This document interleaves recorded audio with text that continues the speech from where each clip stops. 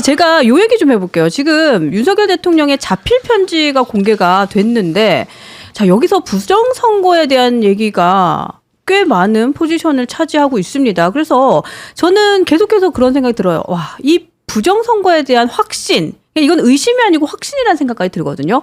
확신은 글쎄요, 그러니까 유튜버, 뭐 그 극우 유튜버들의 영향 때문만일까? 아, 진짜 이게 어떤 뭐 피부로 와닿는 뭐 어떤 이슈가 있었나라는 생각도 들어요. 어쩜 저렇게 부정선거에 대해서 확신하고 있을 수 있죠? 그러니까 저는 이게 정말 어제 이걸 보면서 더 많이 이렇게 착잡함을 느꼈는데, 네. 제가 어제 페북에 글을 올렸지만 저는 2022년 5월 10일에 태어나서 처음으로 대통령 취임식에 초청을 받아서 가봤어요.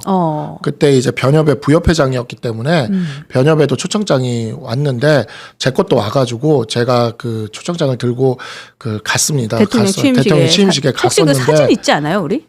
사진 네. 한번 보여주실래요? 어제 제가 페북에 올린 게 네. 제가 그 사진을 올렸었는데, 네. 이날 이제 보면은 그 대통령 취임식에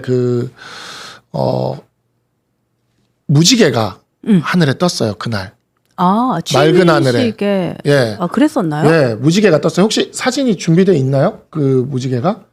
아, 대통령께서 불출석한다. 그러네요. 네, 이 무지개가 이렇게 하늘에 진짜 맑은 날이었거든요. 여기에 이렇게 무지개가 국회 앞에 무슨 그림처럼 떴네요. 그림처럼 떴어요. 네, 네. 그래서 진짜 환호가 나왔어요. 정말. 예, 저는 진짜 되게 우리나라가 앞으로 정말 잘 될 조짐인 것 같다. 너무 뭔가 상서롭잖아요. 뭔가 이게. 하늘에서도 축하해주는 느낌? 네, 그런 느낌이었어요. 그런 느낌이 진짜 있었던 문재인 것 같아요. 정부가 끝나고 제가 그래서 이 사진을 제가 찍은 사진이에요. 그 취임식장에서 제가 직접 찍은 사진인데 이 무지개가 이렇게 떴어요. 그리고 당시 대통령이 취임사를 하실 때 네. 자유와 지성을 엄청 강조를 하셨고 이 반지성주의와 싸우겠다는 얘기를 하셨어요. 반지성주의. 반지성주의와 예. 싸우겠다. 그래서 저는 그게 너무 그때 마음에 이렇게 와닿고 너무 좋았거든요. 그 반지성주의와 싸우겠다는. 우리가 정말 문재인 정부의 어찌 보면 좌파들의 그런 여론을 막 몰아가가지고 약간 진짜 그거 자체가 반지성 아니었습니까? 그렇죠. 예? 정말 반지성, 무지성에 가까운 그와 같은 행태들에 그 5년 동안 얼마나 질려 있었습니까? 정말 정말 세상을 모두 갈라쳐서 싸우게 만들고 그렇게 만드는 모든 걸 적과 아군으로 나누는 그 모든 것들에 네. 얼마나 우리가 지쳐 있었어요. 사실 지금도 그렇지만 네. 그때도 그랬죠. 그랬는데 그 반지성을 윤석열 대통령이 그거를 극복하고 지성이 중심이 된 예, 그리고 자유를 존중하는 그런데 이제 그거를 지켰더라면 어제 같은 일이 과연 있었을까? 그 생각이 드는 거예요. 이 편지에 보면은 저는 많은 내용들에 있어서 공감하는 부분이 있었어요. 많이 공감을 하면서 예, 편지에 보면 저는 그리고 대통령께서 어제 그 영상도 처음에 시작할 때 살짝 웃으시더라고요. 그게 되게 약간 마음도 복잡하면서도 뭉클했어요. 흰 커튼 뒤에서 찍은 영상이죠. 예. 그러니까 정말 마음이 복잡해지더라고요. 그리고 정말 왜 이렇게까지 라는 생각이 마음에 저도 이렇게 많이 몰려오면서 정말 많이 안타깝고 그랬는데 이 편지도 그래서 저는 쭉 이렇게 그래 맞아 이런 말 맞아 하면서 읽다가 목에 가시처럼 탁 걸리는 게 네. 중간에서 갑자기 부정선거 이야기를 한참 하는데 네. 저도 그 선관위의 선거가 뭔가 부실했고 부실 선거가 존재했고 그 부실 선거의 틈을 노린 그러니까 아주 막 이렇게 전반적이진 않지만 국지적인 형태의 어떤 그런 시도들이 있었을지도 모른다는 의심은 저도 하고 있어요. 그건 아마 우리 보수의 정치인들이나 유권자들은 다들 하고 있을 겁니다. 그런데 네. 부정선거를 위한 국제적인 무슨 조직? 연대? 네. 국제적인 이 얘기가 있는 거예요. 이건 정말 일국의 대통령께서 얘기하실 일은 아닌. 그러니까 이거는 음모론이잖아요. 그렇죠. 이거는 음모론입니다. 음모론. 음모론이 가장 반지성주의라고 저는 생각을 해요. 그렇네요. 그 지점은 그렇네요. 네. 그러니까 음모론은 장삼 이사들은 얘기할 수 있어요. 아직도 인간이 진짜 인류가 진짜 달에 간 게 맞습니까? 뭐 이런 얘기 했잖아요. 네. 그 어떤 프로에서 유시민 씨인가가 그거 가지고 막 그 예능 프로인지 토론 프로에서 막 얘기했잖아요. 네. 그냥 유시민 씨 같은 사람은 얘기해도 돼요. 그런 얘기를 해도 된다고요. 하지만 대통령은 그런 음모론이 나오면 그런 음모론에 대해서 합법적인 절차를 통해서 밝혀나가 주실 분인 거지. 그렇죠. 그렇죠. 그 음모론을 계엄이라는 그런 수단을 통해서 이 음모론을 이렇게 더 부각시키고 내세우는 거는 대통령께서 해서는 안 되는 일이거든요. 그러니까 대통령께서 전날 무지개가 뜬 날 얘기하셨던 그 반지성주의와의 싸움 그렇지 않습니까? 취임식 날에는 반지성주의에 대한 얘기를 했는데 지금은 본인이 그 중심에 있다? 그런 생각까지 드는데요. 그러니까요. 그러니까 두 가지인데 참. 반지성주의의 두 가지가 바로 이 음모론과 무속. 무속. 네, 무속은 정말 지성의 대척에 서 있습니다. 그렇죠. 네. 지성의 대척점에 서 있는 게 무속이거든요. 근데 우리 보수는 저는 이제 와서 보니까 저는 되게 참여연대에 있을 때까지 내내 좌파 진영에 있었던 사람으로서 그렇지만 제가 좌파 진영에 있으면서도 저는 이제 제 출신 자체가 네. 그 인천에서도 가장 가난한 동네예요. 제가 나고 그러니까 태어나진 않았지만 자란 곳이 네. 태어난 곳은 제가 또 구로구의 가리봉동에서 태어났는데 서울에 그러니까 저는 되게 이 도시에서도 가난한 지역 소위 말하는 도시 빈민이라고 이야기할 수 있는 그런 지역에서 도시 빈민의 그런 아이로 태어나서 이렇게 성장을 해가지고 공부를 해서 이렇게 커온 사람이라 어렸을 때부터 그러다 보니까 당연히 이런 좌파 진영의 그런 논리나 이런 것들에 굉장히 익숙해져 있고 그런 데 있었어요. 제가 되게 재밌었던 게 제가 어렸을 때 그 동네에 서점이 하나 있었는데 네. 그 서점은 그때 이미 막 그 좌파 서적들을 잔뜩 갖다 놨어요. 사회과학 서적을. 그 좌파 서적들 뭐 막스 막 이런 네, 그런 네. 서적들을 잔뜩 갖다 사회주의 놨는데 사상이 있는? 제가 어렸을 때 거의 남독에 가깝게 책을 읽었거든요. 제가 초등학교 6학년 때 저희 집이 책이 한 3,000권이 있었어요. 그러니까 그래요? 방이 두 개밖에 없었는데 한 방은 제 책방이었는데 벽에 3면이 다 책으로 둘러싸여 있어요. 천장까지 다 책이었거든요. 근데 제가 한 초등학교 4학년 때부터 러시아 혁명서 같은 걸 읽었어요. 제 아이가 지금 이제 5학년 올라가는데 제 아이는 그런 거 읽을 생각도 안 해요. 저는 그때 러시아 혁명사를 읽고 있었거든요. 그러니까 진짜 저는 그 서점에서 어찌 보면 좌파 조기 교육을 받은 거예요. 그러네요. 근데 제가 이번에 선거에 출마하면서 동네에 가봤더니 네. 그 서점이 아직도 있어요. 그래요? 근데 서점이 거의 망했어요. 그래서 이분이 동네 서점들 요즘 다 망했잖아요. 그렇죠. 그래서 네. 이분이 이제 라이더도 같이 하고 계시는 거예요. 근데 제가 그 지역을 유세를 갈 때마다 그 서점을 볼 때마다 너무 생각이 나서 몇 번을 갔는데 서점이 문이 닫혀 있고 못 만나는 거예요. 근데 그러다가 주변 상인들한테도 부탁을 드려서 네. 라이더를 가시기 직전에 그 서점 사장님을 만난 거예요. 그래요? 만났어요. 요거 흥미진진하다. 네. 근데 사장님이 네.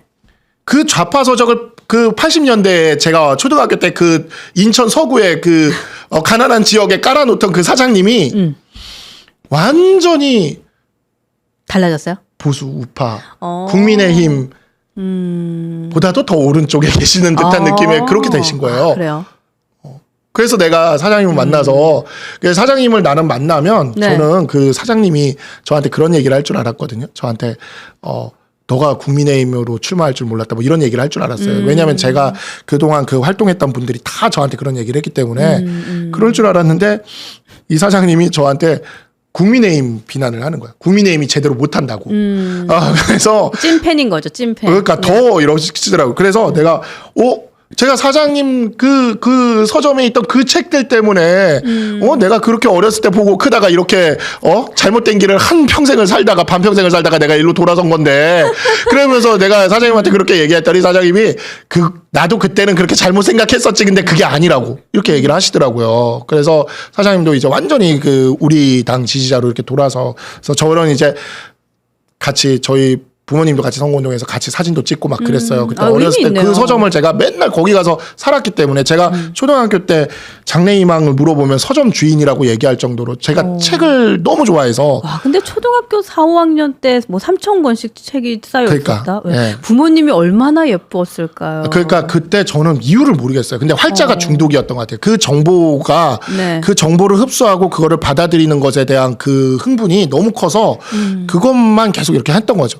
근데 이유는 그래서 이제 제가 이렇게 좌파에서 활동을 하면서 보면 좌파는 근데 끊임없이 팩트가 중요한 게 아니고 결국 조국 사태도 그런 식이었는데 우리 편이냐 아니냐가 중요해요. 그런 다음 우리 편이 아니면 무조건 다 잘못한 거고 다 악마화하고 거기를 매도하면서 그에 대해서 이렇게 비난하고 비판하고 밟아버리는 거예요. 네. 그리고 우리 편은 뭐든지 다 그냥 쉴드 치는 거예요. 저는 그래서 내내 있는 동안 그 부분에 대해서 문제 제기를 하는 사람이었습니다. 그 안에서 이러면 안 된다. 이러면 안 된다라는 얘기를 계속했고 예전에 이제 그 민변에 있는 변호사 한 명이랑 제가 얘기를 하다가 그런 얘기를 한 적이 있어요. 네. 아니 도대체 그래도 예전에 김대중 때만 해도 이 좌파 안에서 비판적 지지라 그래서 김대중한테 비판할 건 하고 노무현 때도 노무현에 대해서 비판할 건 하고 그러지 않았냐. 그렇죠. 근데 왜 지금은 이재명에 대해 문재인에 대해서 아무것도 말을 못하고 그냥 이렇게 무조건 다 무슨 저기 수령님 모시듯이 이렇게 하냐. 이게 말이 되느냐라고 얘기를 하니까 그 민변의 변호사가 저한테 술을 먹다가 얘기를 하다가 그때는 네. 제가 아직 넘어오기 전이었는데 네. 사람이 계속 죽잖아요라고 얘기하는 거예요. 사람이 계속 죽잖아요. 그러니까 노무현 대통령이 그렇게 된 거에 대한 그래서 우리는 비판을 하면 안 된다는 거예요. 우리의 지도자들에 대해서. 그거는 좀 아니. 이상한 트라우마, 이상한 생각에 빠져 있는 거예요. 근데 그게 좌파의 본성과 합쳐지면서 굉장히 그게 강화가 됐습니다. 그래서 제가 너무 그게 마음에 안 들었는데 조국 사태 때 도저히 못 참아서 이쪽으로 와 보니까 여기가 되게 합리적이에요. 여기는 많은 사람들이 단결을 하지 않는다고 이야기는 하지만 제가 느끼기엔 굉장히 합리적인 게 뭐냐면요. 보수의 사람들은요. 아닌 건 아니다라고 말을 합니다. 그게 이제 윤석열 대통령이 이야기하는 바로 그 지점인 것 같아요. 네. 민주당처럼 전투력이 없다. 뭐 뭉치질 않는다. 근데 저는 그게 우리 보수의 자부심이고 보수의 힘이고 이것이 저는 우리 보수가 그 앞으로도 이렇게 다퉈가면서도 앞으로 나아가야 되는 이 원칙을 지키면서 나아가야 되는 그것이라고 생각을 해요. 저는. 그러니까 사실 다양한 목소리가 존재하는 거는 더 나은 방향으로 갈 수 있는 원동력이 됩니다. 그렇죠. 네, 그쵸. 네, 저는 그래서 그런 의미에서 그렇게 생각을 하는데 문제가 이제 뭐냐면 이 윤석열 대통령의 모습은 제가 겪었던 그 좌파의 모습과 많이 닮아 있어요. 지금 보면 나를 지키기 위해 나를 중심으로 이렇게 똘똘 뭉치고 세상을 이렇게 선악으로 이렇게 하고 그래서 지금 보면은 당내에서 친윤이라는 분들 원내에서 그다음에 우리 원외 당협 중에서도 이렇게 보면 계속 십자가 밟기를 요구해요. 근데 이게 제가 좌파에서 진짜 많이 겪어본 일이거든요. 진짜 많이 겪어본 일이에요. 좌파에서는 끊임없이 십자가 밟기를 요구합니다. 너의 당성에 대해 너의 성분에 대해 입증해라. 우리가 어렸을 때 반공영화 같은 거 많이 보면은 자아 비판해라. 너가 반동이 아님을 보여라. 이걸 하지 않습니까? 그렇죠. 근데 우리 당이 지금 소위 말하는 그 친윤 자통당 계열들의 모습이 네. 제가 좌파에 있을 때 그 좌파의 그 모습이 내가 너무 싫어가지고 맨날 거기다가 제가 문제 제기하고 싸우고 맨날 이랬던 사람이라 학을 떼고 왔죠. 학을 떼고 왔거든요. 그렇죠. 제가 전에도 말했지만 포트피플로 왔단 말이에요. 진짜. 근데 포트피플로 와보니까 여기가 우파라는데 하는 모습이 너무 비슷한 거예요. 아, 슬프다 이건 진짜 슬프다. 그래서 저는 그래서 이러한 부분들이 앞으로 우리 보수 우파가 모르겠습니다. 이게 지금 거의 내전에 가까운 이 싸움이 펼쳐지고 있다 보니까 네. 여기도 이제 여유가 없어지면서 그런 일이 벌어지고 있다라는 생각이 들기는 들지만 침묵하는 합리적인 다수들이 그러니까 우리나라가 지금 10대 선진국으로 성장되면서 네. 이렇게 말하지 않고 조용히 있고 투표장에만 나가는 이 합리적인 다수들을 믿고 우리가 그 합리적인 보수의 길. 네. 예. 그리고 이 보수의 원류라고 얘기할 수 있죠.